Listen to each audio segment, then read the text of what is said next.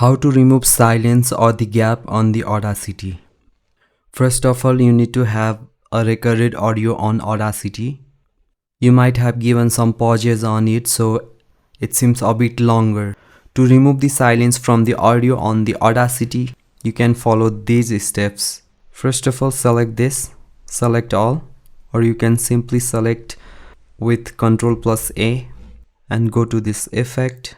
Since this is the updated version, so on your menu bar you might see some different places, or you can simply update it. Now go to this special and truncate silence, click on it. Here you can see the default value.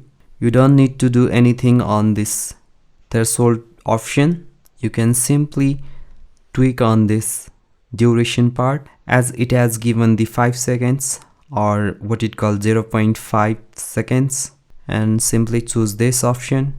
Let it be this part as ticked, and also the same one here 0.5. so let's just apply it, and you can see the gap being updated. Since on this audio I have placed much more gap, so it seems again need to be placed the same process.